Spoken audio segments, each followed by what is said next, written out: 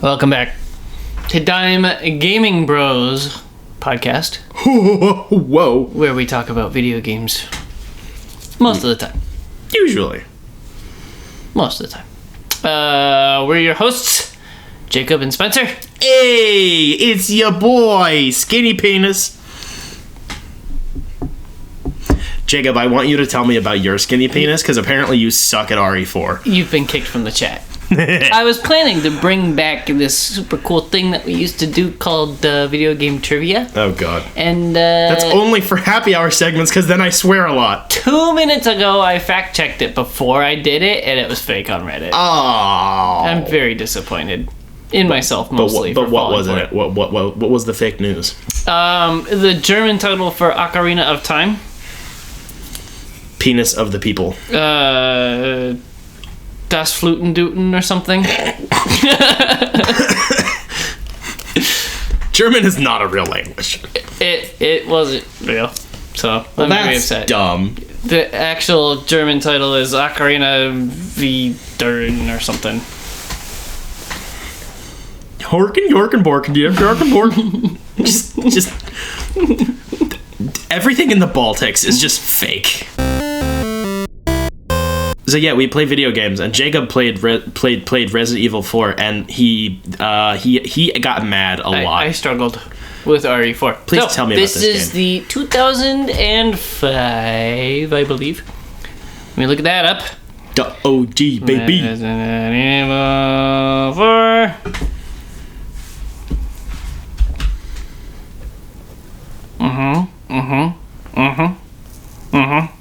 Alright.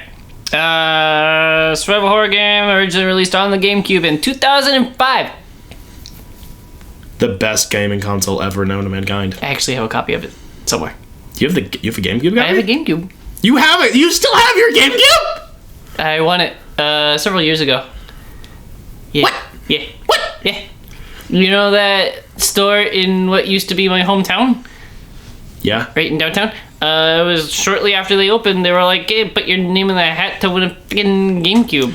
And I did, and I won it. And yet you've made me play Mario Kart on your fucking Switch when you had a GameCube here the whole time? I don't have anything besides Resident Evil 4.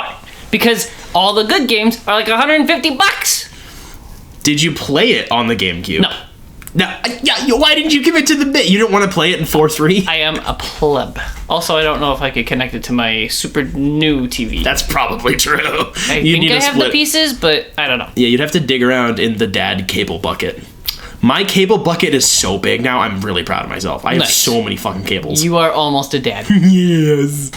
I played the PlayStation 4 port, I guess, of Resident Evil 4 from 2005, made by Capcom, and all the things that all the other Resident Evil games are from. Leon. Well, yeah, what's the story, Mason? The guy.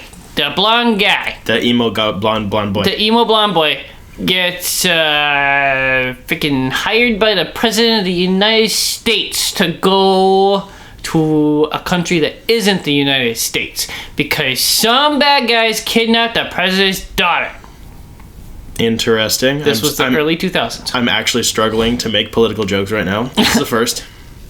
Really? I want them to be coherent. It's ripe for the picking. Of course he's going to South America. There's oil there!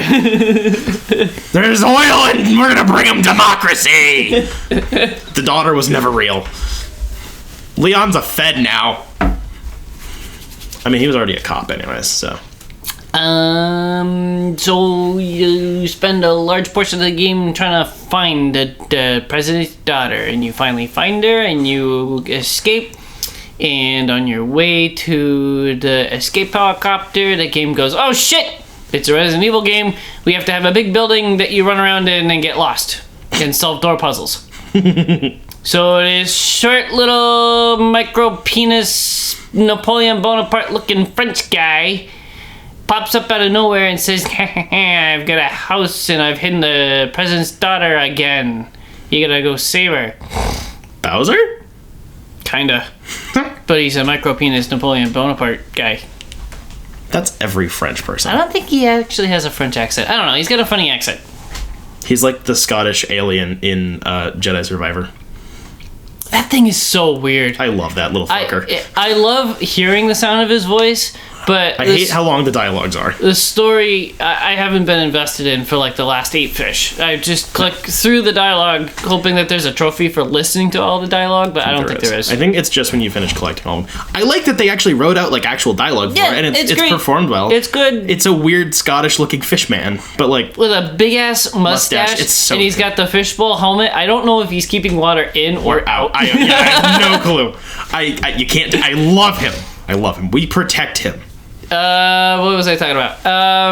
And then you go through a big house with keys and puzzles. You don't seem to do well with puzzles. Puzzles seem to be like the thing that really trip you up. On this one especially. So, alright. A large portion of my struggle with this game is it's old. And that's not bad. It's just a fact. It's old. It is hard to control. It has tank controls, which are fine. I acclimated to that fairly well, but trying to aim is difficult. It's hard to move the reticle.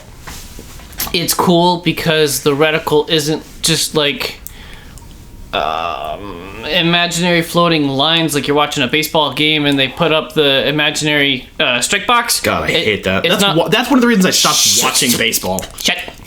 It's not like that. It's actually you have a laser on every gun or a sight if it's the sniper rifle basically, and you have to put the laser on the bad guy and trust that it actually works instead of how it is in real life where you're like, I hope this works. So it's hit scan. Sure. The gun doesn't actually shoot a thing. It registers that you put the pointer on the thing. Yeah. Probably. There's a lot of old video game logic in this game.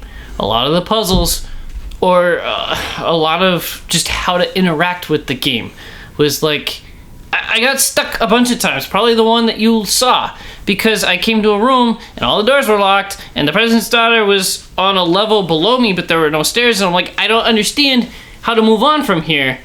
You had to shoot the metal bands that were holding her tied to the wall. It was like, okay, like, how was I supposed to know that? I haven't done that before, and I'm more than halfway through the game. That was dumb. So, yeah, some of the puzzles I struggle with. But what if they painted the chains yellow? We should bring up yellow marker discourse. Shit. A lot of older video game logic in this game. And it was hard to get into that mentality of like, oh yeah, video games were goofier back then. And like, expected you to do dumb shit in it instead of just trust the white paint. A lot of the bosses were, as far as I got, which I'm at the end of chapter 4 out of 6, and I think 6 is just like the wrap up video basically, so I'm pretty much just a chapter away. Chapter 5. A lot of the bosses we're gonna put a big cave troll in a skinny hallway and you have to shoot it until it's dead. Like, it was very difficult to control the room and kill these things that are just so big. They do like the spinning blender attack and just sideswipe you.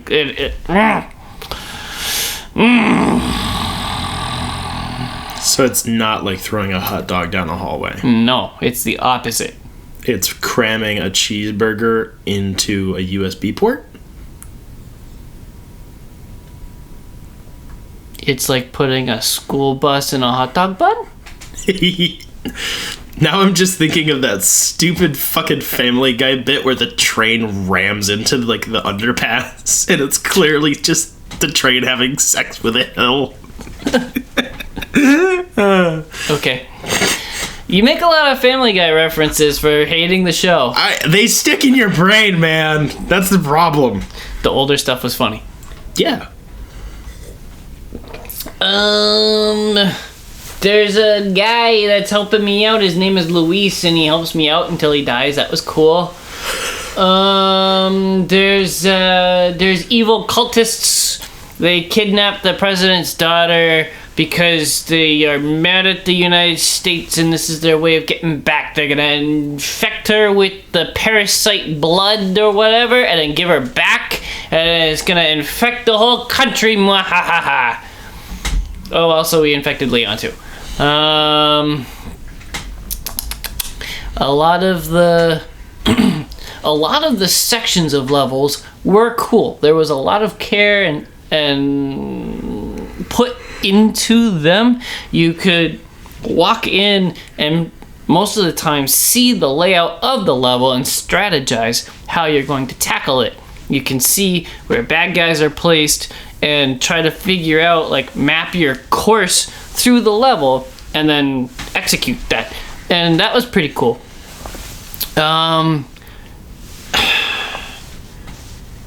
This was definitely much more of an action game than a horror game, but there are still some horror elements in it. There's needles being forced on people that don't want needles. There's the dark cultists doing dark cultisty things and sacrificing virgins and whatever. Is that when a portal opened up in your screen and they sucked you into the game? It opened up in my couch and sucked me through. I've seen that movie. What was I saying? Honestly, the game scared me a whole bunch of times when I wasn't even trying to. I would just be like looting a room after killing all the bad guys and turn around and there's a bad guy standing right there, like, stabbing me in the face. Like, how'd you get here? Bam, bam, bam, dead. Just like, it clearly wasn't cheating like that scare in BioShock 1. And where it just spawns him while you're in the menu. Like, it was just, I missed a guy a bunch of times and he stuck up on me. So that was cool. There's a bunch of collectibles in this game.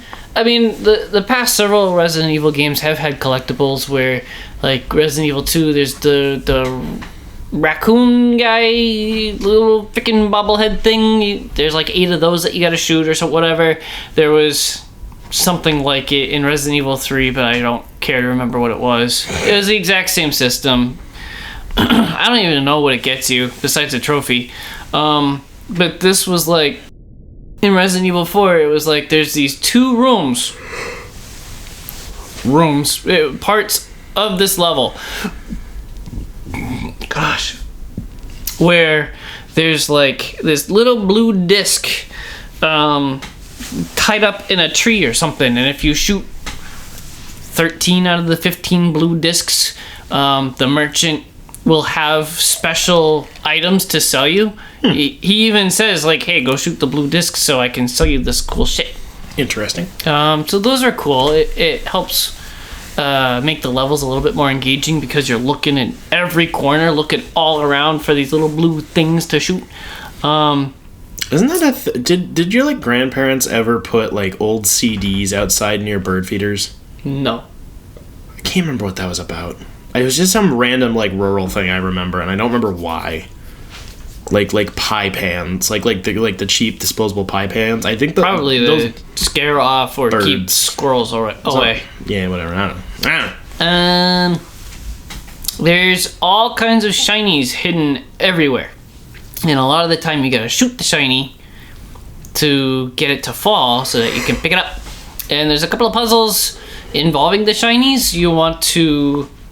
There's a couple hanging over a fountain, a well. And you have to close the cover before you shoot the shiny. Otherwise, the shiny gets dirty and it doesn't sell for as much money.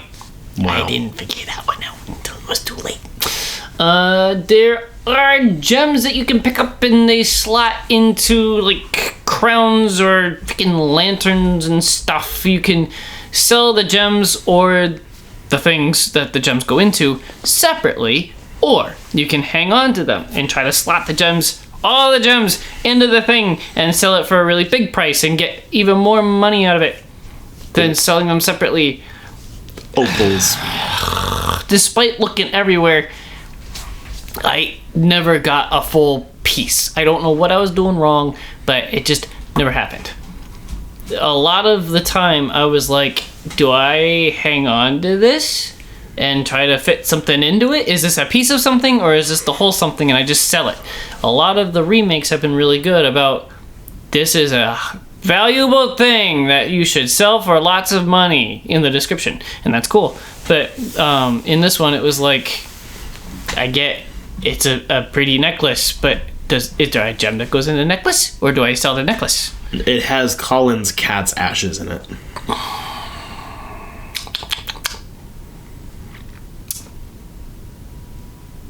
A lot of the sound design was samey.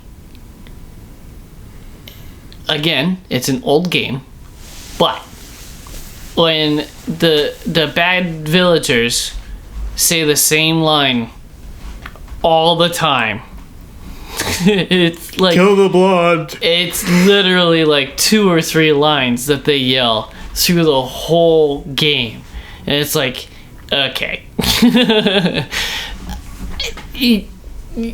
I'm hard pressed to believe that you couldn't fit more lines in for these bad villagers. That might be relevant to the fact that it was released on the GameCube. Right. Because of how small that disc is. Is tiny.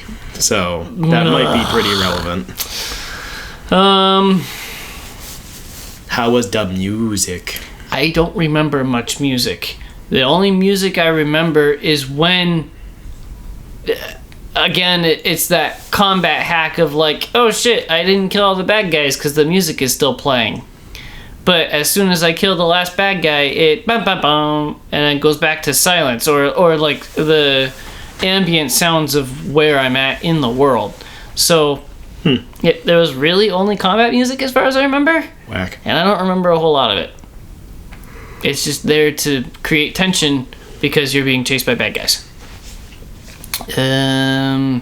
This game, again, was more of an action game than a horror game. It still had horror elements, but there's a lot more ammo in this game than my experience with other games, which is carefully worded because I've played more remakes than originals. I'm trying to be as honest about this as I can. Like, it having almost never having a shortage of ammo made it feel less scary because it felt more like a shooter.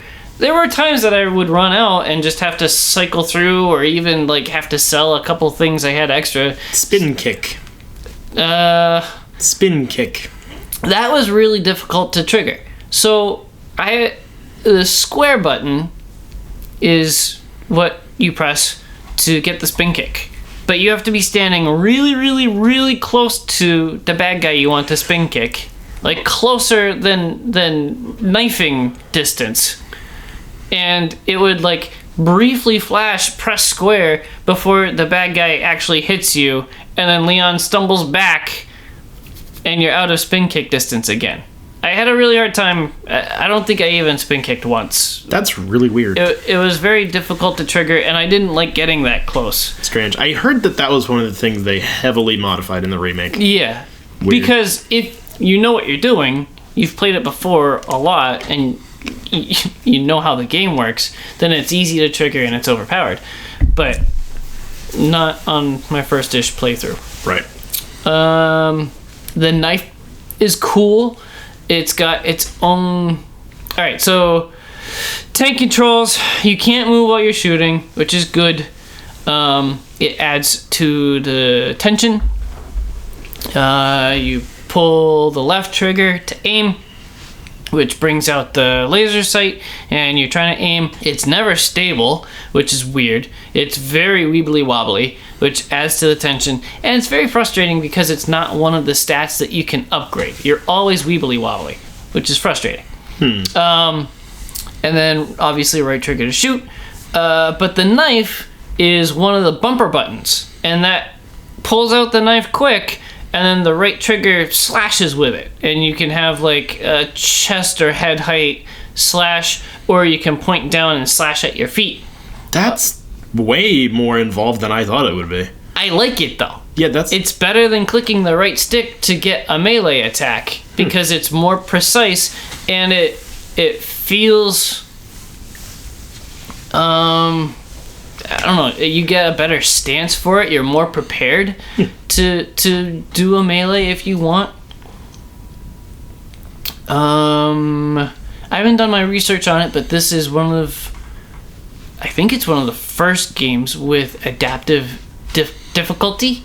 If you're really kicking ass, it'll get more and more difficult until it finally kicks your ass, and it'll not, take it back a couple of notches again. Which I personally find frustrating.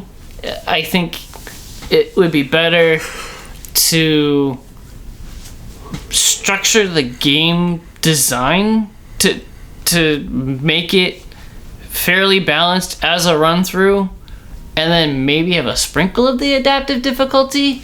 But it really did feel like it'd be super easy, and then it would work its way up until it's like really freaking difficult. I'm shooting this guy 15 times before he drops, and then I finally die, and then respawn, and I just walk right through again. I don't know. It didn't feel balanced super well. A lot of people complain that Ashley is annoying. Other people tell those people you're stupid, get good at the game, and she won't be annoying because she won't be yelling at you because you're sucking. I, for the most part, wasn't annoyed by her because it was just helpful to know, like... Alright, so there was this section where there's two levers, one on the left and one on the right, and you basically stand in the middle. And there's a stairwell down from where you are, and you have to have Ashley run both levers. And as she's running the levers, bad guys rush in, and they try to take her away, and they try to hurt you. They run up the stairs, or they run in on those two platforms, the left and the right, and try to get her. So I would take care of the bad guys that were going after her, and I'd take care of the bad guys that are trying to get me, and then I would look to the other side and try to take care of those bad guys, and then she would yell, "Hey, I'm getting freaking raped," or whatever. And that would remind me, oh yeah, I kind of have to watch her too, and then go back to shooting those bad guys. So that was all fine. It was necessary game design, or sound design. But it was slightly irritating, like in that section I mentioned earlier where she's chained to the wall and I couldn't figure out how to get to her, and I had to shoot the bars, and she's just yelling at me nonstop like, "Hey, I'm down here." Like, yeah, no shit. I'm stuck. So I don't know. It's fine. She looks in the game to be very, very young, and it made it very, very uncomfortable and borderline bad when there's obligatory upskirt shots every time you lift her up the ladder or the step or whatever, and she has to jump back down or whatever. But there is a token note that says, no, guys, it's fine, she's 20. I might have screenshotted it. You see, she's a 10,000-year-old dragon. Yeah, that's what it felt like. It's bad, and I'm very excited that the remake fixes that a little bit. Gotta make her a 22-year-old MILF. Voice acting was fine.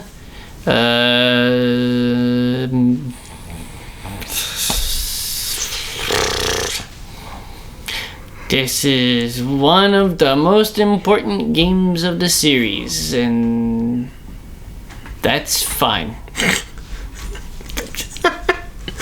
This is very interesting. I like it. I hate watching you be sad because you have contrarian opinions, but I enjoy it because it's interesting. And you're like, oh, actually, everyone else is stupid. And no, I'm not saying that. I can tell that it was very important when it came out. It made huge changes to the series. It didn't stick to the same formula that 1, 2, and 3 did. It did something completely different, and it made wild changes, and that's all well and good. But it's 20 years old now, and I really struggled to play through it. That's it. I don't really have bad things to say about it. Looking back 20 years later and being like, why doesn't it have modern game systems? Hello, you're stupid. It is. Also, it came out on like a 2-inch diameter disc.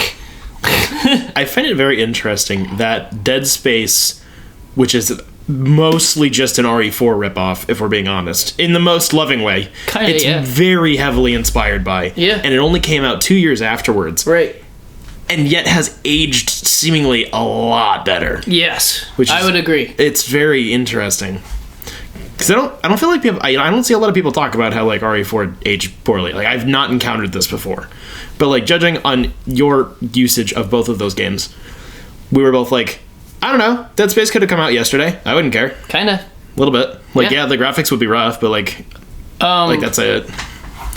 Even some of the That probably choices. that might probably actually be the bigger testament to why RE4 is the really important one, because then immediately afterwards games just like rapidly shot up in quality. Right. Even like some of the puzzle choices were rough. I had two back to back. I walk into a room and it's like a big dining room and there's this big table and it's all set for dinner and it feels spooky. I was waiting for like bad guys to jump out of the wall. But no, there's 4 posters on the wall with a cryptic riddle. And then you walk to the end and there's this long hallway. You're stuck at one end. You can't go through this little window. And you're stuck looking at a painting. And you had to piece from the 16-line poem to shoot the wine bottle. And that unlocks a door. Or like 10 minutes later, I had one of those stupid friggin' puzzles where you slide all the blocks to make the picture. Like, that's so unoriginal. And very annoying because I suck at those. That was... that stream was bad. I jump in for the wine bottle, the square sliding puzzle, and then shoot the metal bands off Ashley. And I'm like, fuck this. I'm so over it. And then it ended with a room full of bad guys.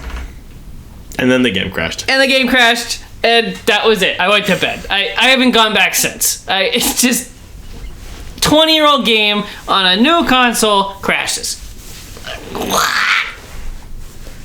Sometimes meteors hit Earth. But why can't meteors hit me?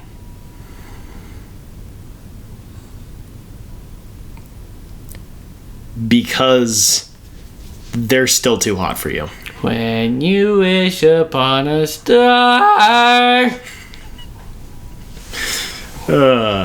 Any final thoughts for RE4? If I do have any final thoughts, I will think of them during your review and interrupt. I'm sure you will. I'm very excited to play the remake in a couple months, but I'm also very excited to take a month off and just take a break. I think I'm getting burnt out on the Resident Evils. That would make sense. Moving on to the news. So it's going to be like one really good one and then 2 shitty ones in a row. It's going to be an experience. A really good one and then an okay one. Maybe by then, we might have some information about 9. Maybe. And then I have to decide if I'm going to do Biohazard 1 and 2 or Revelations or whatever the frig. Revelations. Revelations, yeah. Moving on to the news. Whoa. From the month of February. From Polygon.com, League of Legends animated Netflix show Arcane is coming back for a season 2, and while there's a trailer out and a release window, other details on the show's return are pretty sparse. Arcane Season 2 is set for release in November of this year. We don't know exactly when in November, though, since the release month is all Netflix has revealed so far. I sense AI article. Perhaps even more importantly, we don't actually know how it will be released. The first time around, Netflix eschewed its usual batch release model in favor of releasing the series a few episodes at a time. It's unclear if the streamer will do that again, release them all at once, or maybe even opt for a once-a-week schedule this time around. The trailer looks fucking great. Arcane was really, really, really good. Like, however they release this, I'm probably going to be there day one. Yep. Yeep.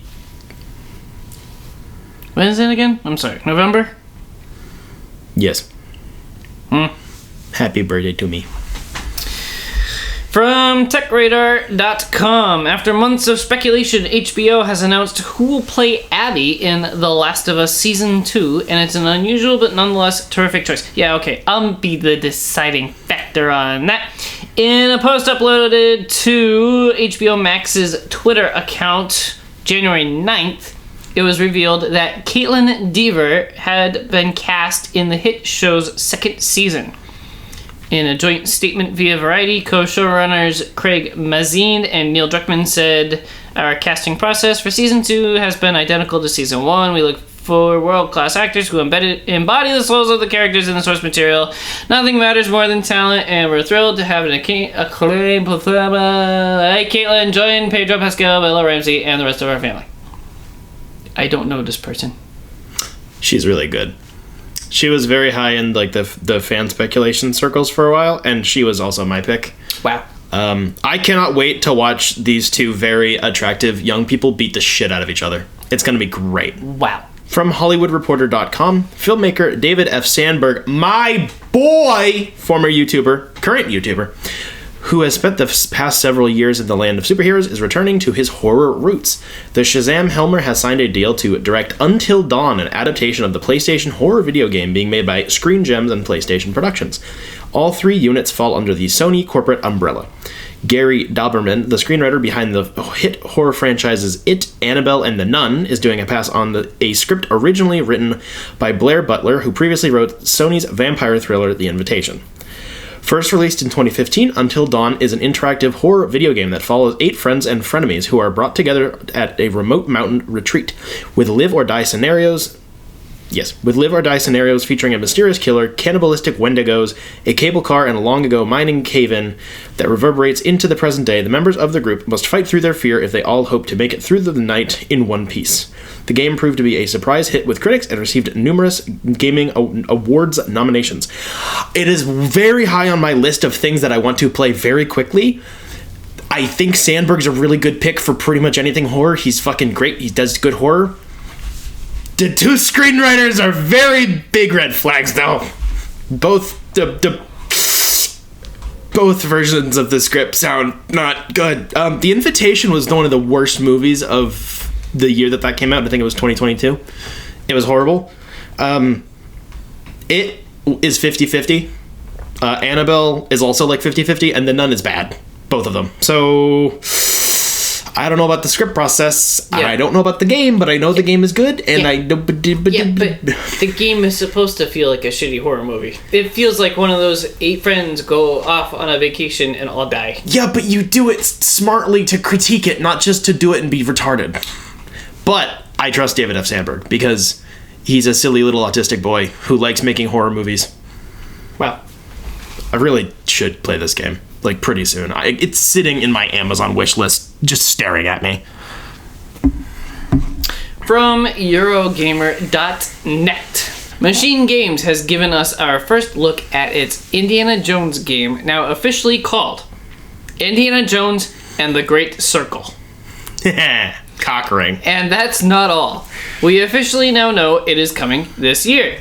Get your fedoras at the ready. Our beloved professor will be whipping his way onto Xbox Series and PC, including Game Pass in 2024.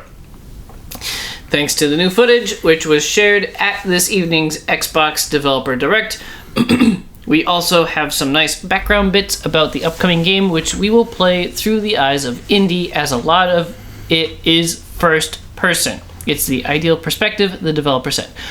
And Todd Howard also popped up to compliment how accommodating Lucasfilm has been. Now let's talk new footage.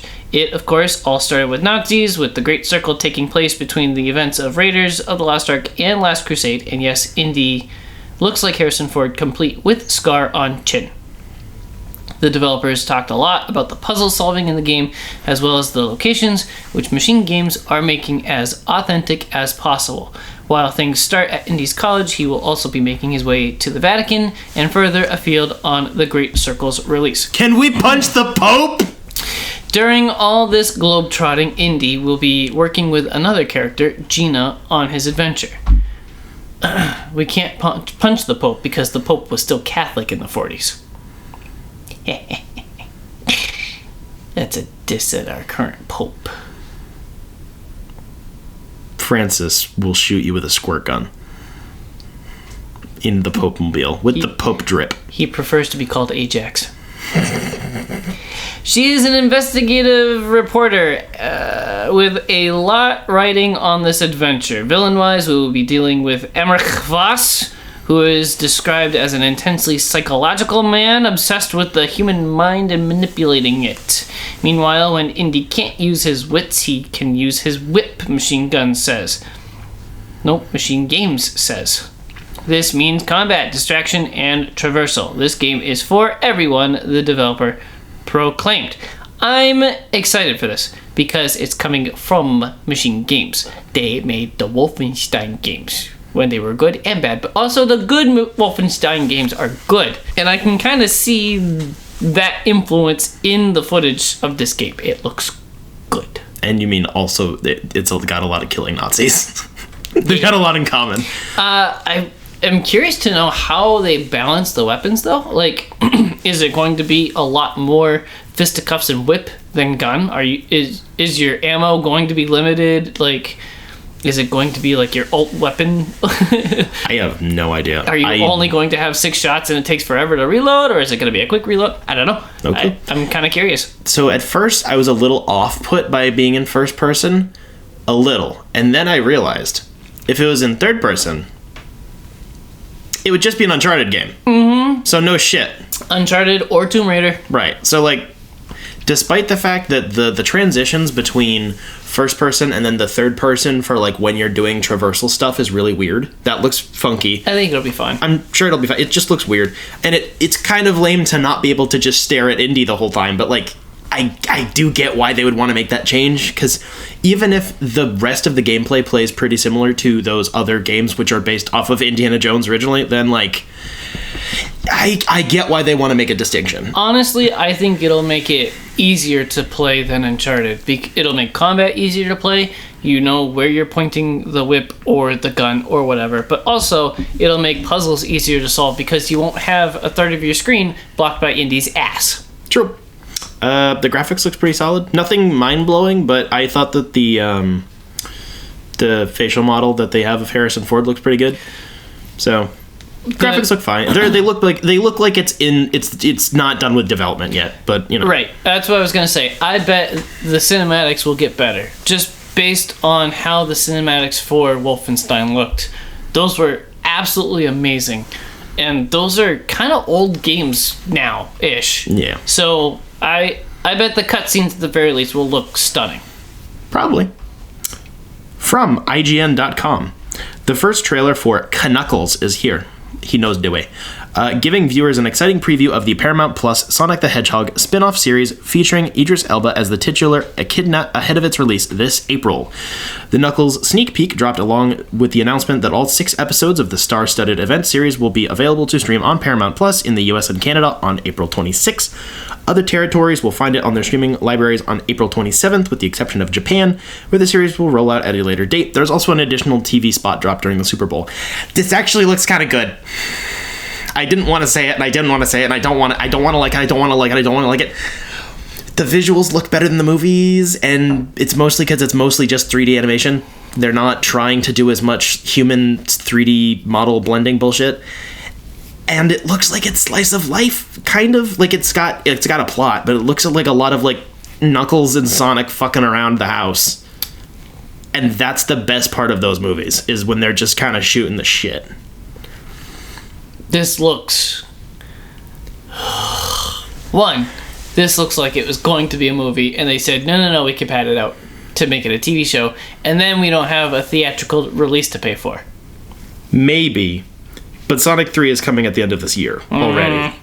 Sus. But I think my meta theory is because then it's like the game release. It's Sonic 3 and Knuckles, because that's what the game title was, you know? For every time the trailer made me go, oh, actually I could probably watch this, it immediately followed it up with cringe, and I'm just like, ugh. It's not made for me. I'm not the target audience. No, but it would be me and my kids. But I don't have kids. I don't plan on watching this. I might it like 2 episodes, and then if it's not like really bad, like if it's closer to Sonic 2, I'll probably finish it, and if it's closer to Sonic 1, I'll turn it off. It's only 6 episodes. Like, the color grading did not look like ass, so No, it'll be like- closer to Sonic 2. yes, it's got some decent color to it. Most of the visuals look not quite necessarily on par with Sonic 2, but like a lot of the meshing of the CG and the live action elements actually looked better than the movie. Also, they're lower polygon renders. Like, it makes the animation easier, but it also means that like when you like you're not falling into the uncanny valley as much when you make them a little bit more cartoony. And I didn't even think that Idris Elba was actually going to do this. I think I was talking off mic a couple weeks ago with you about this, and I was like, I bet they're doing the TV show just so they don't have to get Idris Elba to do the voice because it would be cheaper. Wow. And they're not. So I was wrong, but It happens. I don't know. I'm not gonna like. I don't know. It's not being as off-putting as I was expecting. So I'm pleasantly surprised. It's not like I'm like fucking excited on my mind, but it's Right. like it doesn't look like it's slop. It doesn't look like slop. It doesn't look like it's much better than slop, but it doesn't look like slop. I'm kind of curious to know how they follow up the villain, because Jim Carrey's never coming back, he said. That's not true. I don't know if he's coming back to the role, but he has unretired from acting. Wow. I don't remember. How original. I don't remember if it's for Sonic 3, although if it is for Sonic 3, that would be incredibly funny. Also, Kristen Ritter's going to be in Sonic 3, so I will be seated for that. I do think we should cover that, because that will be another fun experience. Exclusive from InsiderGaming.com. Insider Gaming sources have revealed that Respawn Entertainment is developing a first-person Star Wars Mandalorian game that is in its early stages of development, which means yet another video game announcement 7 years before the game comes out. Yes. According to its sources, the game will see the player take control of a Mandalorian bounty hunter, unclear who, set during the time when the Galactic Empire is dominating across the galaxy. It's your job as a bounty hunter to capture bounties, dead or alive, for cash rewards. First reported by VentureBeat's Jeff Grubb, the game was being led by Respawn creative director Mohamed Alavi, who left the studio to pursue his next adventure, according to Grubb, who didn't disclose it was a Star Wars game at the time, but has recently. The game will be focused on mobility and style as guiding principles. That was a messy sentence. Yes. The game's high mobility has been made possible storytelling-wise thanks to the Mandalorian's jetpack, which allows the player to perform horizontal dashing, vertical jumping, boost sliding, somewhat similar to sliding down hills in Apex Legends. Imagine that. And more.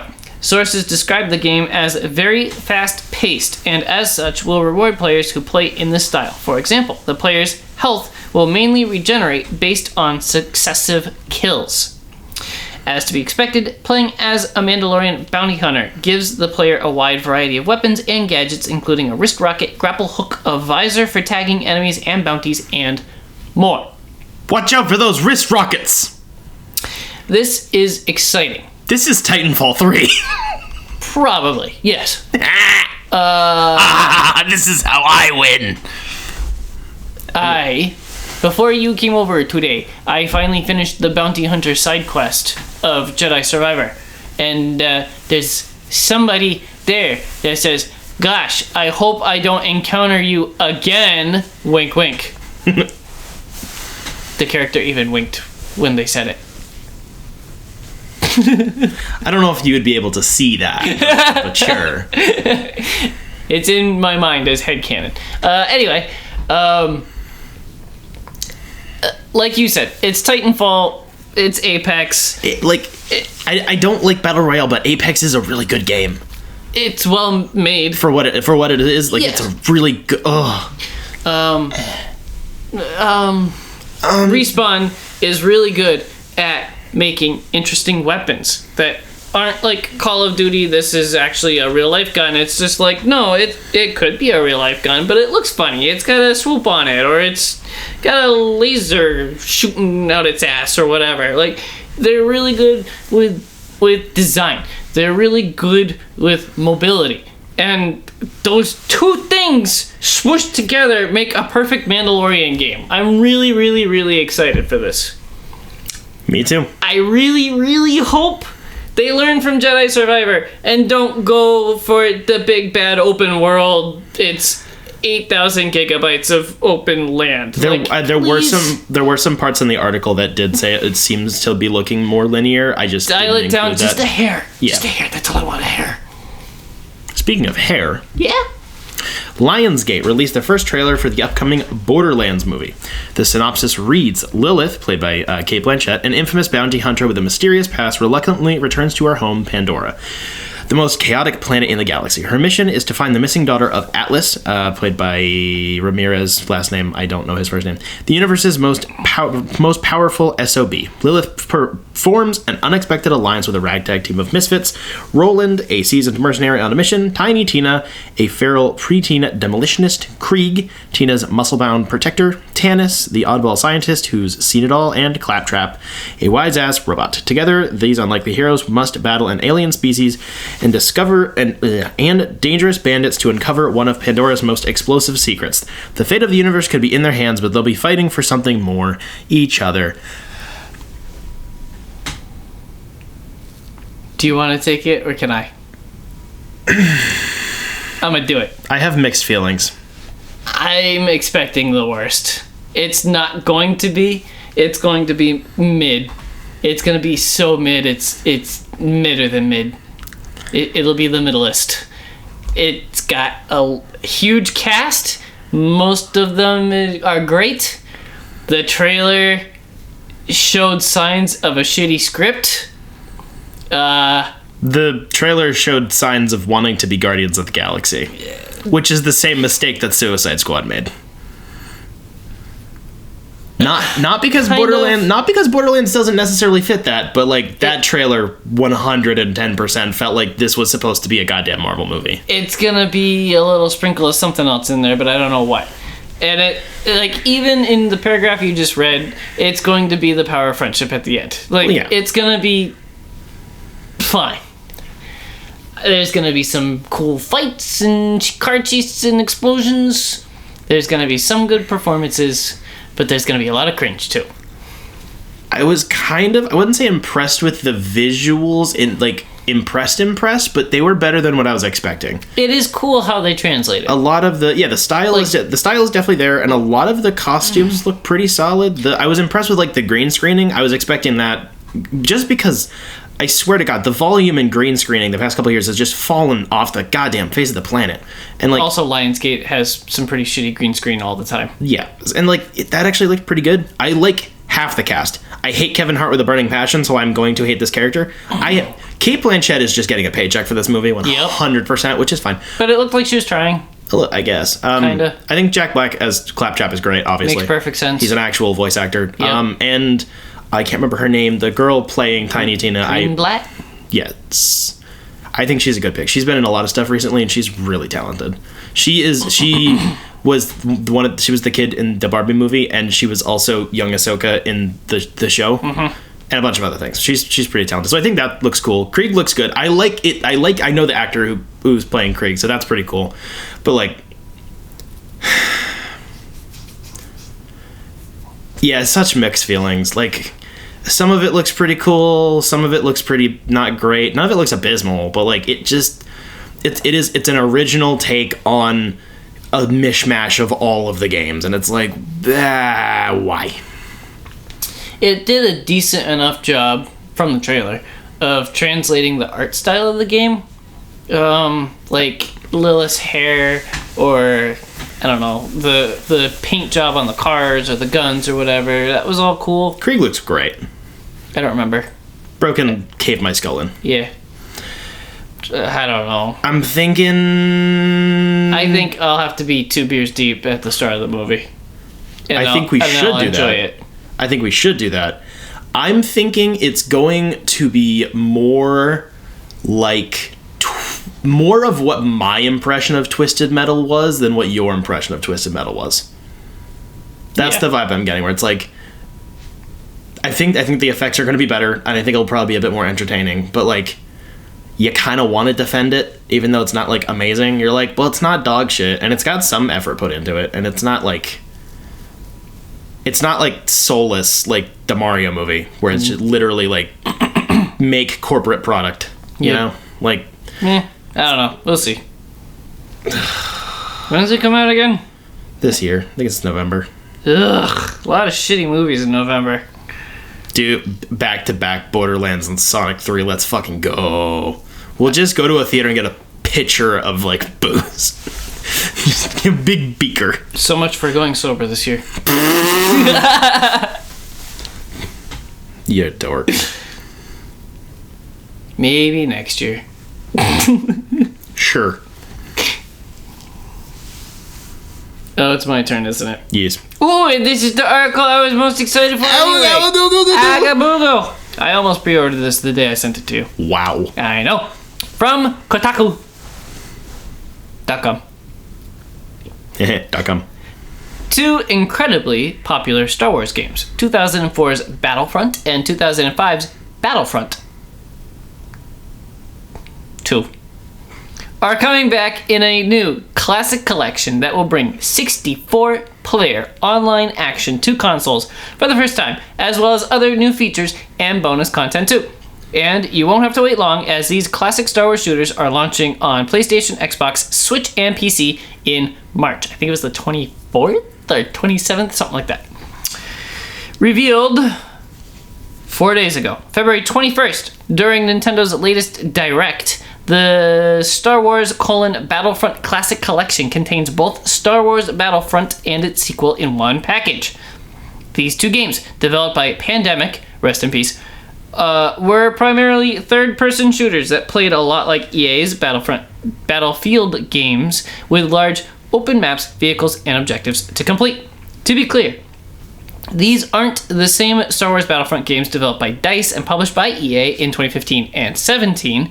These are the OG entries. Yes, everybody knows we're not stupid. This will be the first time that either of the original Battlefront games will be playable on Nintendo consoles. One of the portable spin-offs did land on the DS, but nobody cares. According to porting studio Aspyr, all previously released bonus content and DLC will be included, and the Steam Deck will be supported too. That's a big one. So there was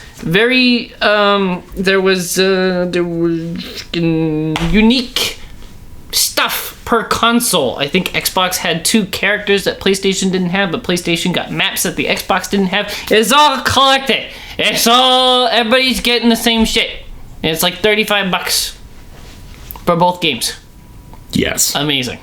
I agree. This is how you do ports.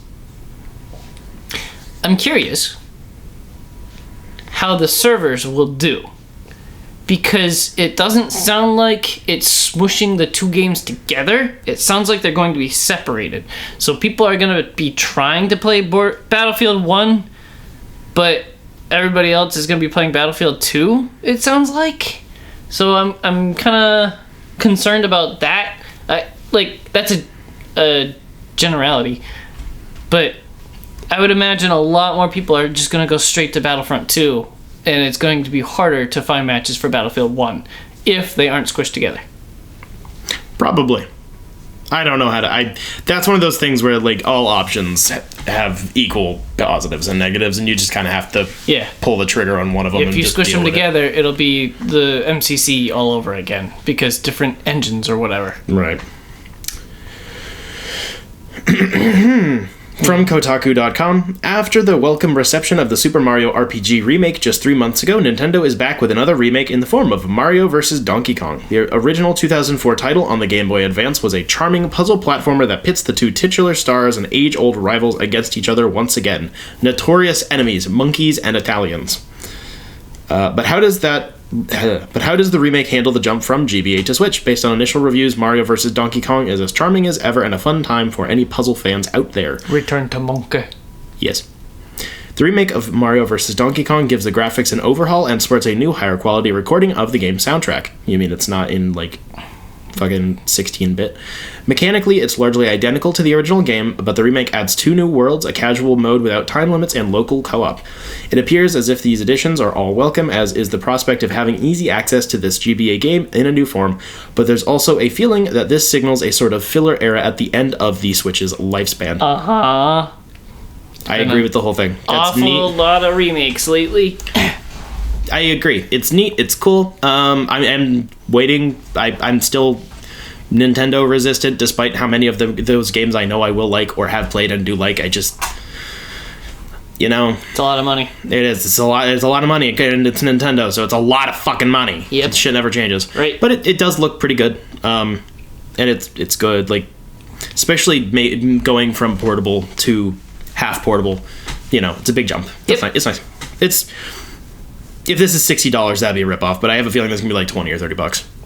It's a small. But it's Nintendo, so 40, 50. Yeah, it's a puzzle game, so From PCGamer.com, this is a lot of words for a very simple announcement. Then trim as needed, brother. There are those among us who doubted, but friends, the prophesied day will come. Elden Ring's Shadow of the Erdtree DLC finally got its official reveal today in the form of a 3-minute YouTube presentation that went live just several days ago. And hey, let's cut to the quick. Here's the skinny and other words about. We're going to talk about it soon. Shadow of the Erdtree is set to release on June 21st this year. So make sure your boss's friend. Oh my gosh. I hate clickbait.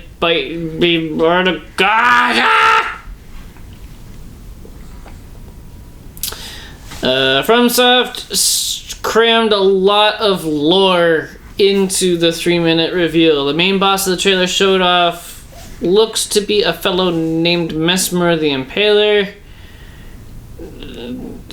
Other stuff. Elden Ring words. Available for pre-order for $40. It hits June 21st. It looks big. I might actually play the game now. Maybe. I keep seeing, I swear it's once a month, of like, Elden Ring has sold 7.5 billion copies and still rising. It's like, holy crap, how is it still selling, like, so much? Don't know, man. And you've still held out. I'm impressed. You've become me. Yep. It's only in this one way. I'm this proud. one aspect. I'm very proud. I'm trying. From Kotaku.com, Marvel's Spider-Man 2 on PlayStation 5 is getting the much-requested and previously teased New Game Plus option in March, as well as some other highly requested features and new suits for Spidey. Spider-Man 2 on PS5 is a very good game.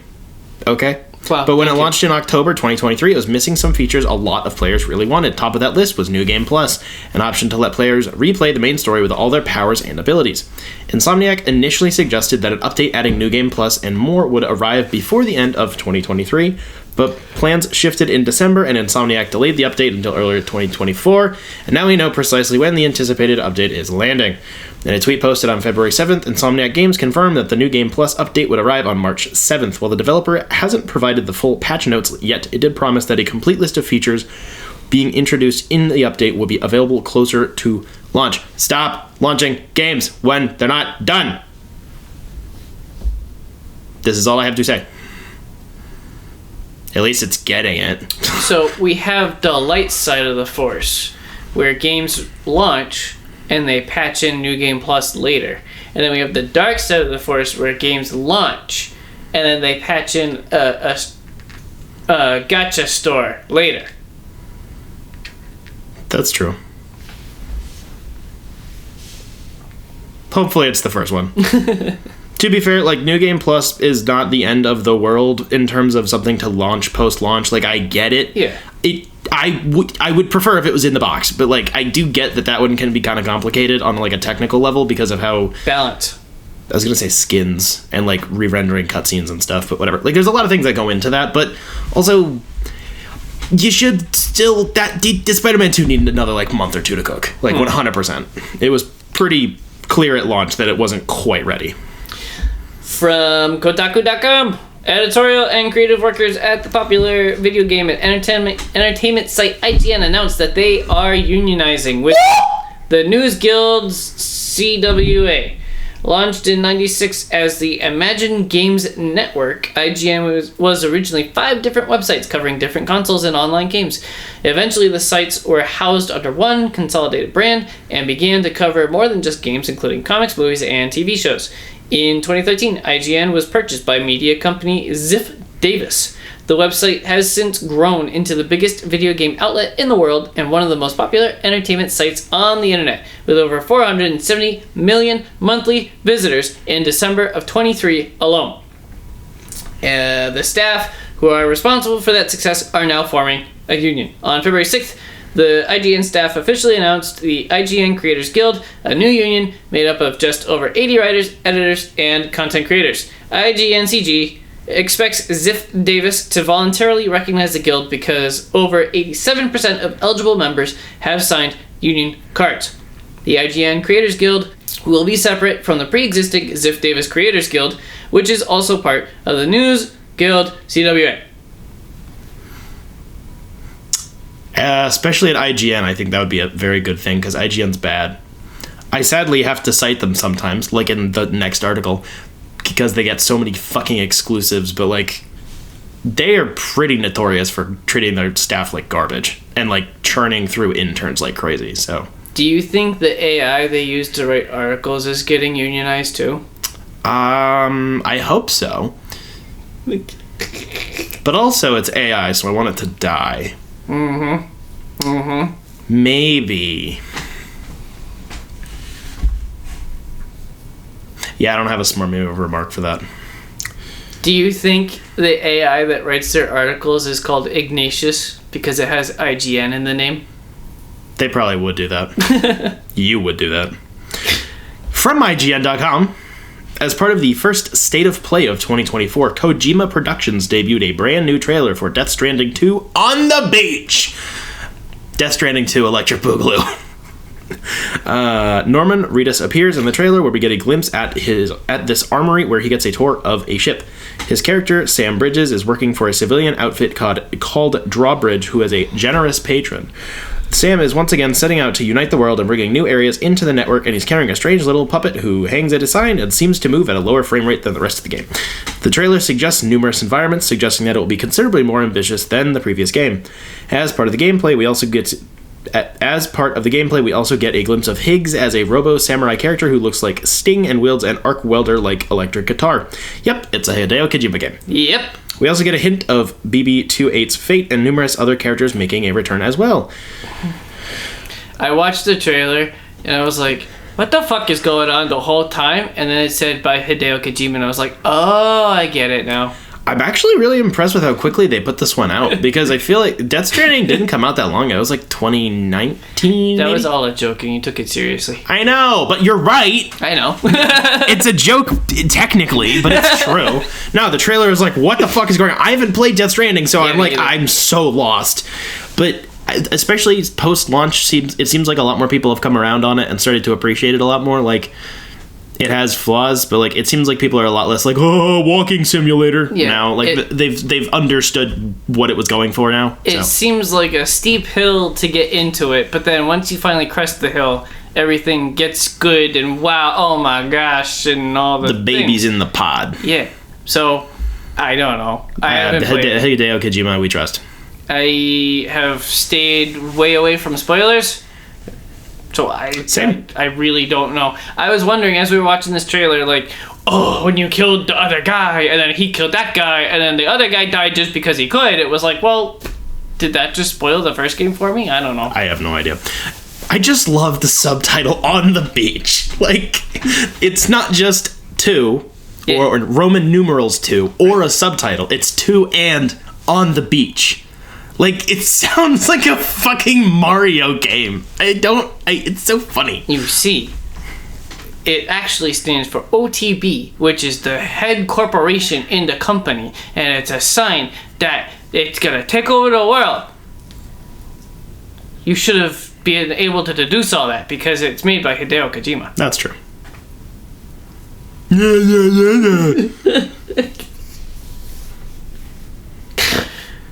don't think I've actually played any of his games. I haven't touched Metal Gear Solid. I've played a little bit of a couple of them on and off. Not much. What else did he make? Oh, no! I played that weird MGS5 prequel level. The demo. Ground Zero or whatever? Yes. Yeah, the one that everyone thought was going to be the actual game, and then they're like, Lamau, it's actually just the prologue. Yep. That gave us another $60. Yep. And that's when, well, that wasn't his decision. That's when he got forced out of that company. I don't remember what the fuck they were called. And they're like, hey, buddy, you're talking too much. Why don't we spin you in a circle and then put you in front of a TV so you throw up, buddy, and you get the fuck out of here. And then we make a shitty zombie game with your name on it. Ha! True. From Kotaku, back up. Again. You gotta stitch all those together and make a weird-ass song out of it or something. That's too much effort, but I would do it. Players noticed that Spec Ops: The Line was no longer available to purchase on Steam, leading many to fear that the acclaimed third-person shooter has been quietly delisted without warning. Sadly, 2K has since confirmed that is the case, and the publisher has also explained why it pulled the landmark shooter from digital stores. Developed by Jaeger and released back in 2012, Spec Ops: The Line was a reboot of the lesser-known Spec Ops franchise. Like those past games, The Line was a third-person military shooter. However, the 2012 reboot garnered critical acclaim at launch thanks to its narrative, which depicted a soldier in the deserts of Dubai slowly losing his grip on reality, offering a meta-critical take on the way some military shooters glorify the horrors of war. While it didn't sell as many copies as 2K would have liked, the game has gone on to become a cult favorite among shooter fans. And now, you can't have it. Well, too bad I still have the fucking disc. Fuck you in the butthole. The publisher assured players that owners of the game will still be able to download and replay Spec Ops: The Line uninterrupted, but it will no longer be easy to buy a digital copy moving forward. That was very specifically worded. It will no longer be easy to buy a digital copy. It means you're probably going to have to go on, like, GOG or something. Or pirate it. I don't think they would be so explicit about that, but I also thought that too. The Line to be fair, the team that makes Spec Ops: The Line probably would encourage you to pirate the game. Probably. So, the publisher is making that statement, not the developers, but still. I'm gonna have to do some research during your review because I think that was one of the popular examples of like anti-piracy in a game. It made you like go crazy before you went crazy because you pirated it or something. I don't know. I'll have to look into it. The Line remained available to purchase on GOG and Xbox shortly after it was pulled from Steam, but has since been removed from those. Oh no! Have to go to like what, IO9 or something? eBay. Yeah, you can still get the discs. Still get the discs. Discs. That's bad though. They should stop doing that. Stop pulling games. It's dumb and bad. I get licenses expire, but you should change that. Especially when they're not like when it's shovelware for the fucking Nintendo Wii. Fine, delist it. Nobody cares. Close the Wii shop. But like, it's Spec Ops: The Line. Like it is a very critically acclaimed game that people still play and talk about to this day. Like, renew the license, you fucking idiots. Dumbass. That is the end of the news. You know who else is a dumbass? Johnny Cage. Yeah, Johnny Cage, baby! We watched Mortal Kombat Legends, the fourth one, which is actually the first one because it's a prequel to the other ones. Cage Fight or Cage Match? I think it's Cage Fight. Cage Match. Cage Match. I'm pretty sure. It is set in the 80s, baby, because the other ones are set in the 90s, baby, because that's when the games came out. What? Johnny Cage is a dick. He's an actor. He's an ass. He's a big loudmouth, and he gets wrapped up in an adventure with a cult. This one was kind of disappointing. Apparently, Alan Wake had anti-piracy thing where if you pirated it, Alan Wake wore an eye patch through the whole game. What the fuck? That's funny. That's really random. I feel like Battle of the Realms was a lot more chaotic and kind of boring because there was so much noise going on, but I feel like this one was just unengaging. Like, it was very boring. It was trying really hard to be relatable, because of all of its 80s references, but it was dumb. Yeah, and not engaging. Yeah, it wasn't like I was cringing my brain out or anything. Like, plenty of the jokes landed. It wasn't unfunny, but yeah, it was like 50-50 on the jokes. I think the budget got dropped a bit more as well, so it doesn't have the art style of the first two or the third one. Right. It's like kind of between them all. So it still looks fine, but yeah, they definitely cut the budget for a lot. I liked a lot of the neon highlighting that they would do. I think that partially just covers up the budgetary issues as well. Yep. But like everything being fucking bright neon, because of course it's, you know, SoCal. That's cool. I like that. I thought it was Miami. No, it was California. Cali. 80s were trippy, man. True. I like that. The voice acting was all good. I think it's Nolan North. The guy who was playing it, he's done it in all the things. He's fine. He's good. He's good. The villain was lame. Was voiced by the character. The character is the voice. Whatever. The actual person voicing her is the villain. Yes. Mm-hmm. Because it's an actor. Yes. Sort of. Yes. Who was also a big 80s star. Yes. That's kind of neat. I liked that it was getting wrapped up in a cult. I said it to you during the movie, and I keep thinking about it, where it's like, I feel like making like but what if a bunch of lizard people ran Hollywood with blood sacrifices? Like, I feel like you're kind of doing the thing. Like, it's definitely not intentional, but it's like, you're just doing the anti-Semitic tropes. Like, just flat out, it's like, Hollywood is run by lizard demons, and it's like, you mean Jews, right? It's like, yeah, and there's underground tunnels and stuff, and it's like, what the fuck? I didn't get all that. I'm not saying it was intentional, I'm just saying, like, it's schlocky 80s nonsense, because that's what they did back then. It's just like, there's a million other ways you could have done that probably would have been less, like, yikes. The end of the movie had a bunch of witches running around in tight leather, and it unlocked a memory for me with that one Scooby-Doo movie with the witches that were a rock band or whatever. Yes. It felt very similar. Yes. I hated the assistant character in the movie. He was very annoying. He was very bright, the worst version of Jimmy Olsen you've ever seen, where it's just like this, he's an adult, but he's acting like he's like a 14-year-old child. And always sucking up. Yeah, just like, oh my gosh, you're so cool and smart and handsome. It's like, just punch this kid in the face. So that was really annoying. That got tiring. The writing was very flat. Yeah, it was flat. There was nothing here, really. Yeah, which does make it inoffensive, but it's also inoffensive, and it could have been more. But also, it's also a Johnny Cage prequel that's set in the 80s before the first movie/game. So, like, what were we expecting? A fight?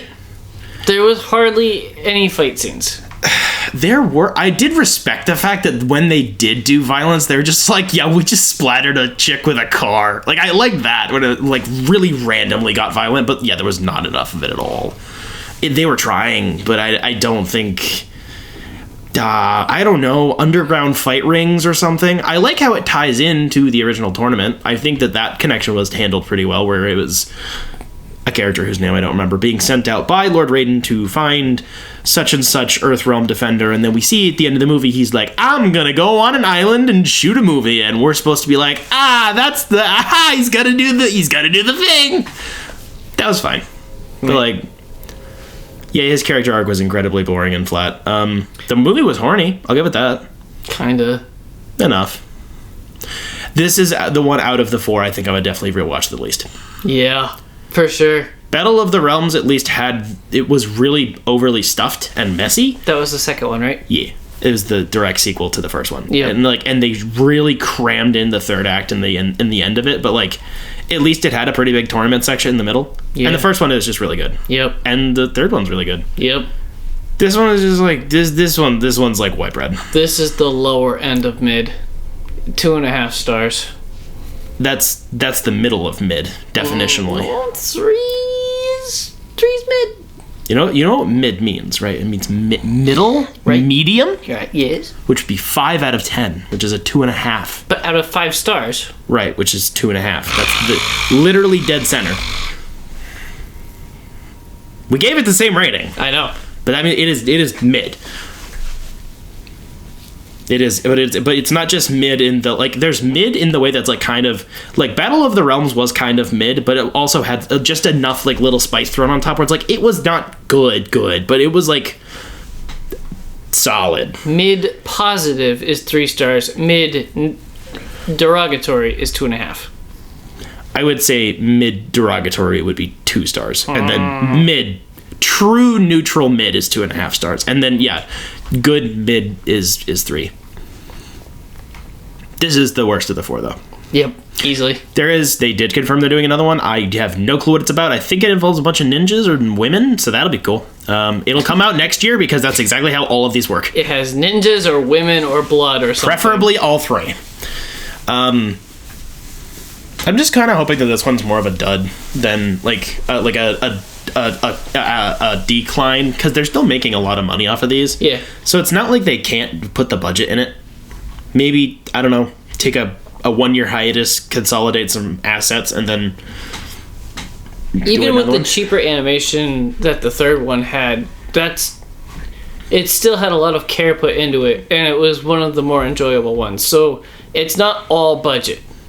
No, I would say, no. It's Scorpion's Revenge and Snowblind are like on the same tier. Yep. And Snowblind, so those ones were 3.5 stars. Yep. Snowblind was 3, so positive mid, and then Cage Match was 2.5 stars, true mid. At least it's not Mortal Kombat Annihilation. One day we will watch that movie, and it will be the worst day of your life. I don't think I've seen it.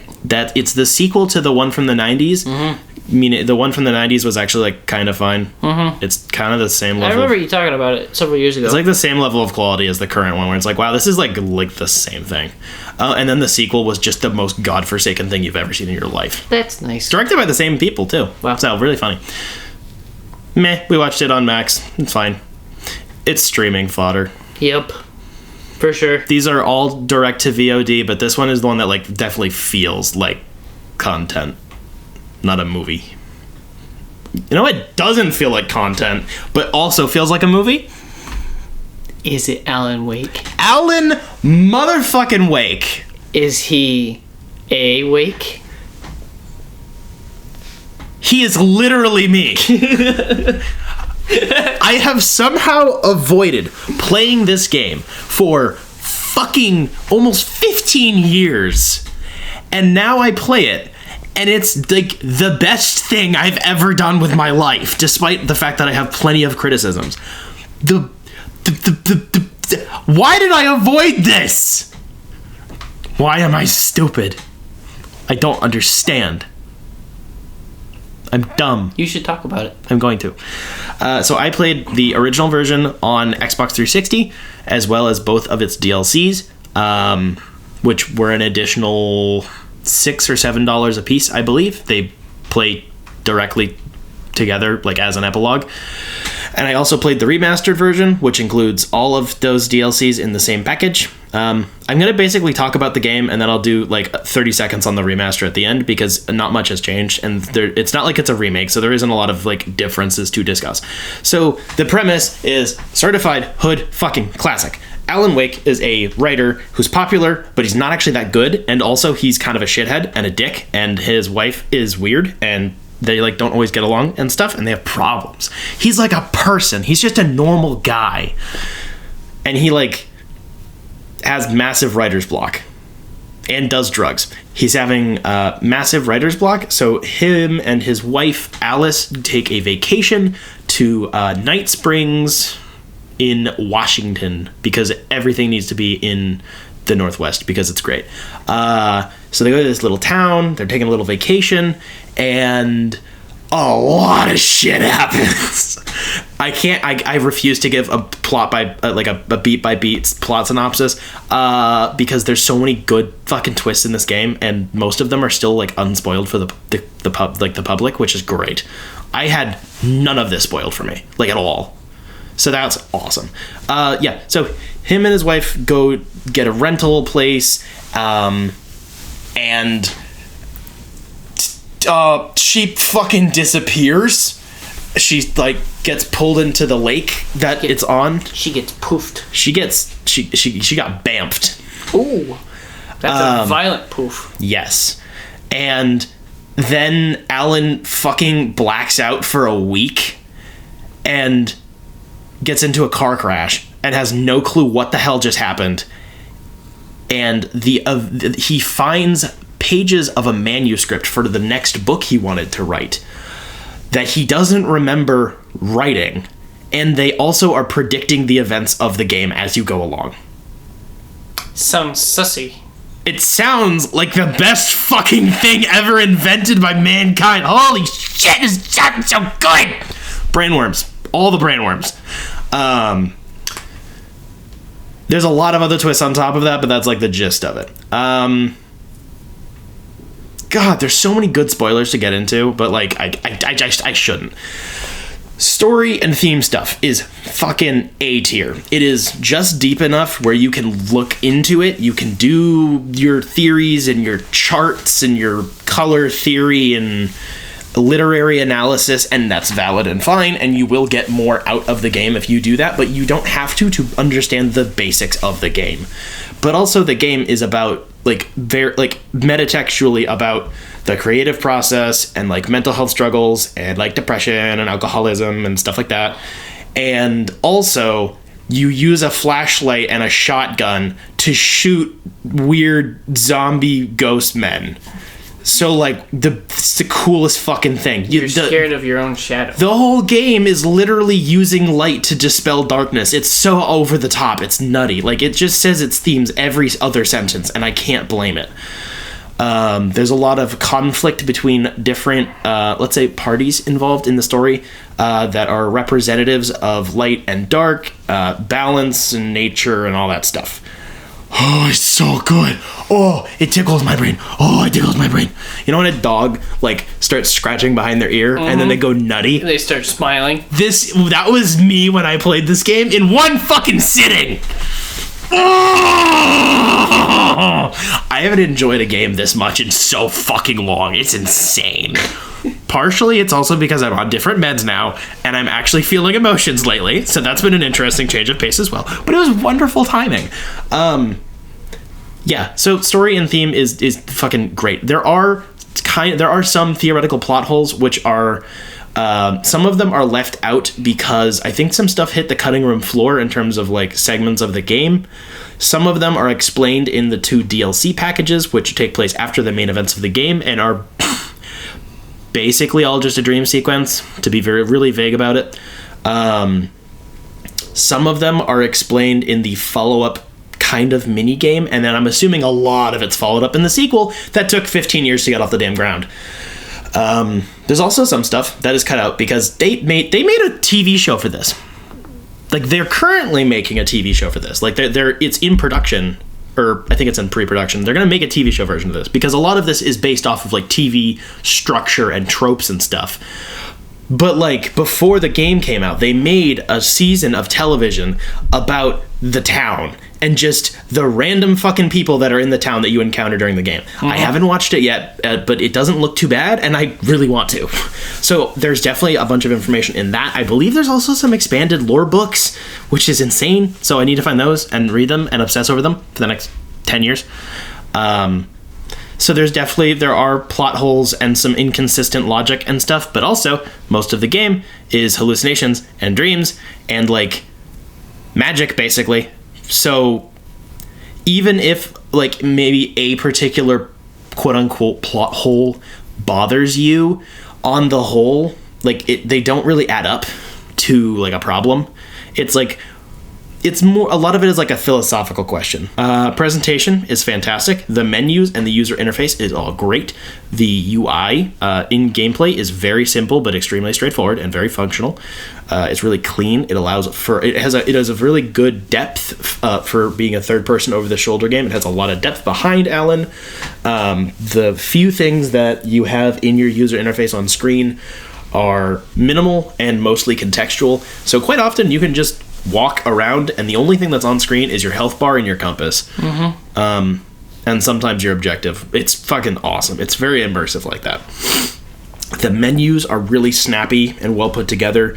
Back when fucking video games had good like title screens, did this generation before it died off. So yeah, music is fucking off the charts amazing. I have like every single musical motif in this game memorized now because I played it so much. I know all the music cues. It's so good. Oh my gosh. Oh my, it's thorough. This is like it's the most like thorough game I've played. Gameplay is pretty good. There are gripes, there are annoyances, and there are things that I can critique. But most of them don't amount to anything that like actually bothers me or piss me off. So I didn't really care if some things were a little subpar. So part of the development of this game was that it was originally going to be an open world, at least potentially, and they stuck with that in terms of like the map. Like you can see the map sections are all connected. You just can't access them during the whole game, so it's not an open world game, but like the whole thing is rendered at once. Like it's just there, which is cool, but it also means that sometimes there's just random nooks and crannies of the world where you're like, I feel like there should be a collectible here, and there isn't. Or another pathway or something. And it can feel a little not hollow. It's definitely not hollow, but like it's a little it could have used a little extra spice on it. Ache of something missing. Maybe. Yearning. Longing. Yes. It also means that there's vehicles. The vehicles suck. Just kind of flatly. They're comedic to me at this point because I played so many hours. They're only used in certain segments of the game and for certain amounts of time, so it's not like it's a primary driver of the game. They're not good. They're like GTA 3 level car design. Like, not that great. They function. They're fine. They're just not very good. Gunplay is really good.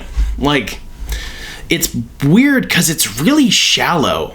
Like, really, really shallow. But it works really, really well in the context of the game because you're so wrapped up in the lore and the story and the context to not really care that, like, there's only, like, 4 enemy types in the entire game and you fight a lot of them. Like, there's just enough variety where I don't care because the sound design and the visual effects for the fucking combat is so good.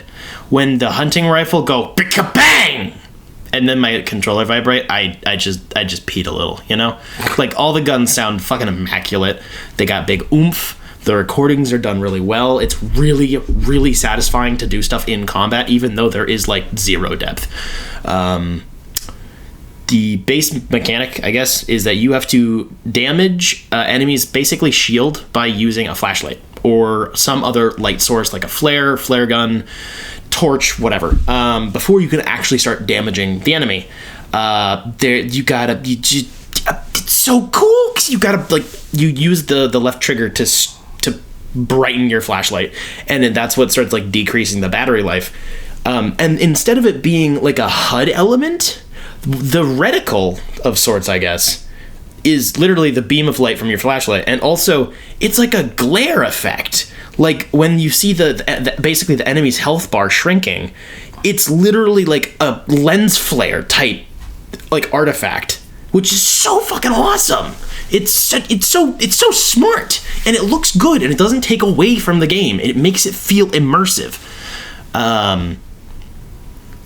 And then, yeah, you just gat him with a couple of different guns. The revolver is fucking great. The shotgun is great. There's 2 types of shotguns. The hunting rifle is fine. The flare gun is a flare gun, so of course it's great. There's flares. Flares are fun. That's it.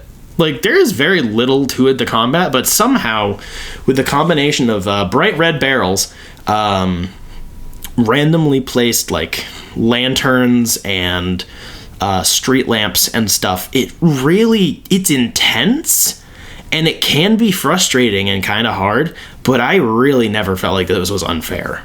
And I didn't even feel like it was that hard most of the time, to be honest. I played on hard In the original version of the game, the middle difficulty is called hard.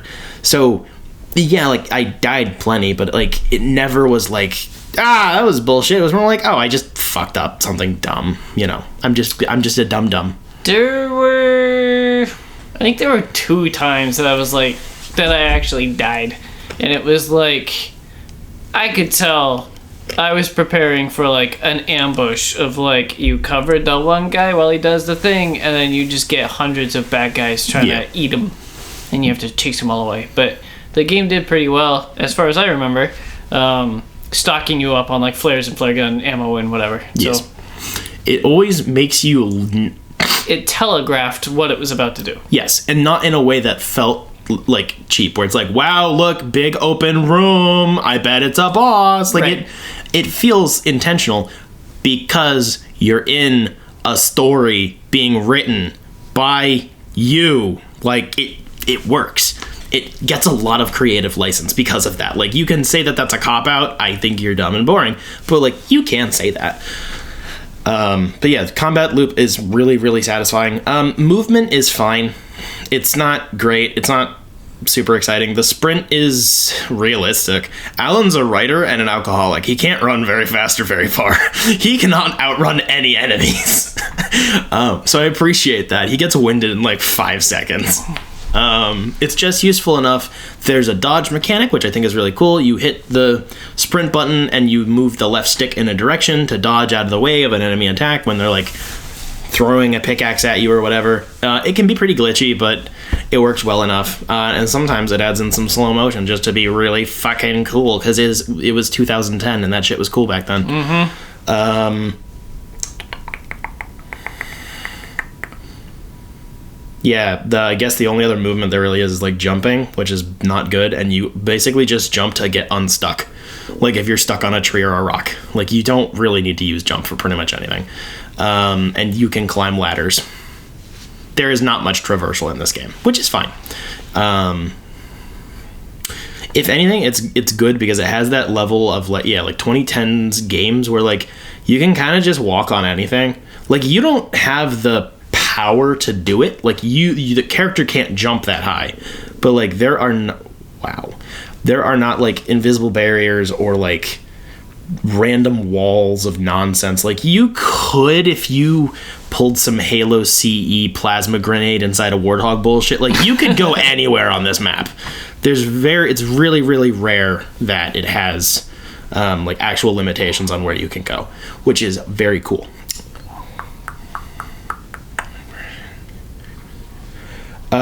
Spooky.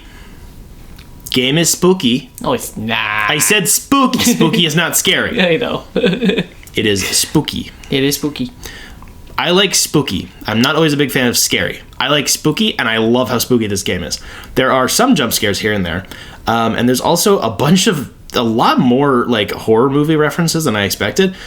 Like I said earlier, the whole thing is about the creative process and books and shit. So they're constantly name dropping authors and books and like The Shining. A lot of The Shining. Like there are possessed objects that are called poltergeists. But like there's like, oh look, it's a barrel. Oh shit, it's shaking at me, and it's like that's from The Exorcist. Like it's just. Ooh, yeah, there was some bullshit with the objects that pop up and shake and then zoom after a little bit. It's a little finicky. I remember being frustrated with that a little. It's more just because they're hard to dodge. Like, yeah. Because they not track random. you. You have to dodge at the last second. Yeah. Sorry, go ahead. But in terms of like its horror references, they're mostly about Stephen King. Like 99% of this game is just Stephen King everywhere, which is fine. I don't even like Stephen King that much, but like it's one of those things where like you like through cultural osmosis you get the references. Mm-hmm. And I think most of them are done pretty well and pretty tactfully.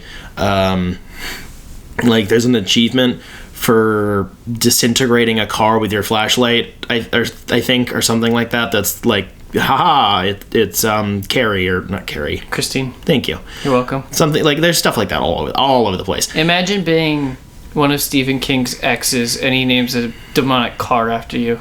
Dude, kind of based. most of the dialogue from your enemies are basically just Deadites from Evil Dead, but like a little bit more goofy. They're randomly like, so you're primarily fighting like basically possessed people that are like loggers and truckers and whatever, and then they're like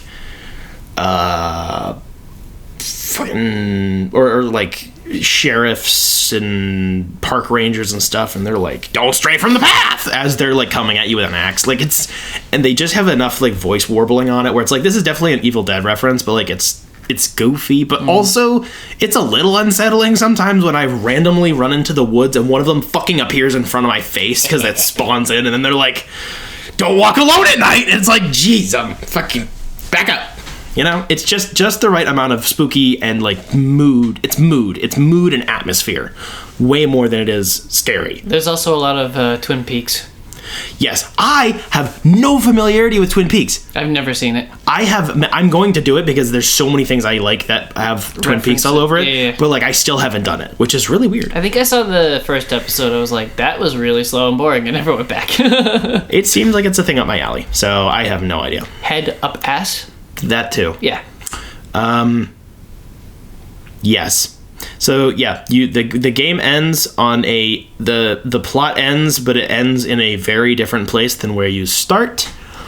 The DLCs act as an epilogue, and are, like I said, basically a dream sequence. That's about as vague as I should be. They continue to follow Alan after the events of the first game. He is somewhere else. And they added a bunch of new mechanics, which I actually thought were pretty cool. Whereas you would, because you are now actively carving out your own story, you are like, wow, look, there's a big word over there. It says flashlight. And then you shine your light on it, and then when you disintegrate it, it drops a flashlight. Holy shit, mind-blowing. It's only relevant in the main game during the last level, and it's mostly as like a presentation gimmick. In the DLCs, it is the primary mechanic. Most of the supplies you find, you have to basically spawn yourself, which is pretty cool, because also, if you bump into one of those floating words, it hurts. So you have to be kind of careful. There's a really cool sequence in, I believe, the second DLC, where you have to navigate through basically a minefield of enemies, explosive barrels, bird, raven, crow things that you can spawn if you like stare at them for too long, and you just have to like look at the ground and just kind of like piddle paddle around this giant fucking area so you're not setting off effectively landmines. And I really liked it. Like, there's some really cool stuff done in that. You also revisit a lot of the locations from the first game in the DLCs, which I thought were done really well and creatively. They weren't just reusing areas. Literally, the terrain changes around you. It is asset reuse, but it's not like Halo CE where you do the levels but backwards. Mm-hmm.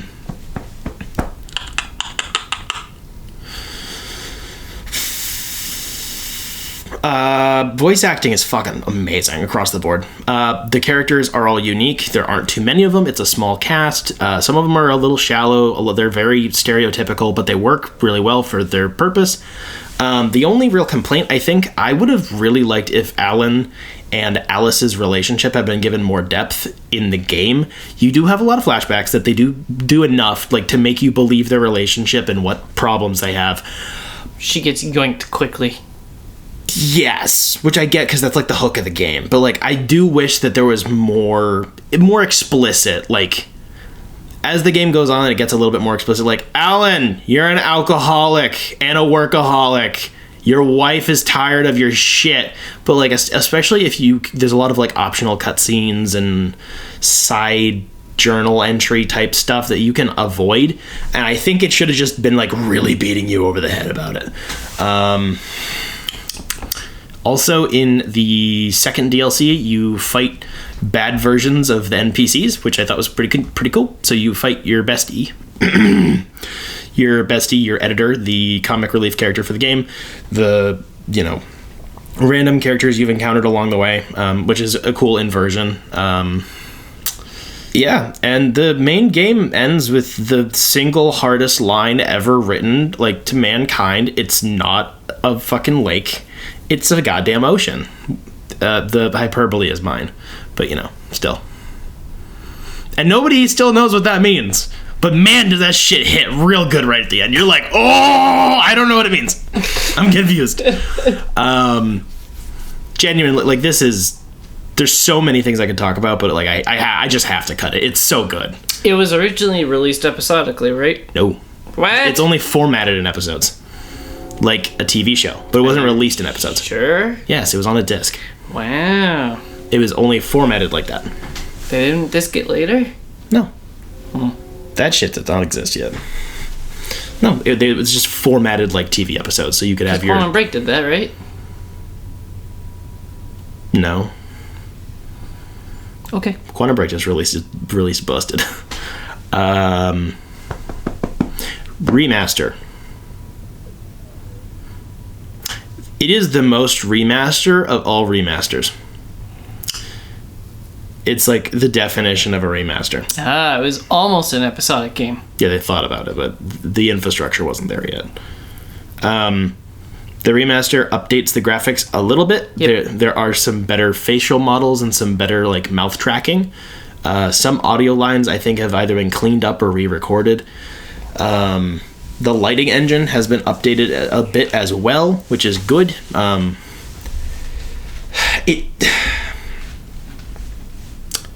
Remedy was pretty explicit that they did not want to remake the game, even though they had the opportunity to, because basically it's a miracle that the thing works. There's so many systems piled on top of each other that, like, if you start screwing with it, the whole thing's gonna implode. So remaking it would have been a bad idea, which I respect and I get it. But also, like, the remaster is a remaster. It's a proper re-release. It includes the DLC. It does look better. It functions better. It has a couple of pretty small tweaks, like the driving. Now when you go in reverse, it switches your camera angle, which I don't like. And then they add in a couple of extra cutscenes that are optional and hidden behind QR codes, which are dumb, because why the fuck would the people in the world have QR codes hanging up on their walls? Why are you making me pull my phone out? But for those like weird cutscene segments, they took inspiration from a lot of Control's, their next 2 games in the future that is connected to this game. They took a lot of like visual cues from, and they have the actor who plays Alan Wake, like sitting in a room on a typewriter in black and white with some cool camera work, just talking to himself and writing shit. They're really, really good cutscenes, but you have to pull them up on YouTube and they're unlisted, so you have to use the QR code. Why the fuck did they do that? I'm pretty sure I shared one after I scanned it with you when I was playing through it. I was like, hey, check this out. And you're like, nah. I love the actual cutscenes, because now I understand what the fuck they are. But, like, it's the stupidest implementation of them I've fucking seen. I'd rather it open up the Microsoft Edge browser on my Xbox. That would be less obnoxious than me pulling out my phone. So, like, it's a good remaster. It just isn't anything particularly special. I think it was released cheaper as the remaster than it was originally. The original game was $60 plus the $7 or $8 per DLC pack. I think the remaster launched at like $40. I think. Don't quote me. I think you're right. Which I think is way more reasonable. That makes sense. It's a good. It's hard because there isn't really anything to say about it. It's just like mostly better, and some of it's a little different. But like it's just a fresh coat of paint. But the thing is that the original, like the fresh coat of paint isn't so shiny where I'm like, wow, this is a game that could have came out yesterday. It's more like this looks like a remaster of a game that came out 15 years ago, which is what it is. So I can't like fault it for that. But like, I don't know if they just didn't have a lot of time or resources to like really crank it up, but like, it's just a little better. It runs a little smoother. The frame rate is consistently stuck at 30, which is fine. This is not a game I would want to play at 60 FPS. I don't know. The cutscenes look a little bit better. The lighting is a little bit better. The color grading I think is better in the remake, but like, it's minutia. So honestly, either version of the game is totally fine. I want to say S tier. But I feel like there are enough criticisms where I really should say A tier, but it scratches my brain in the way that makes it an S tier. What were your criticisms? Real quick, bullet notes. Vehicle stuff is... Jank. Jank. Theoretically, there's kind of plot hole stuff. There's things that are not either resolved in the game... Just yet. Or at all. Some of them I don't think have. I think there's stuff that they just kind of dropped. So I would say some sloppy loose ends. A few. Not many, but just enough.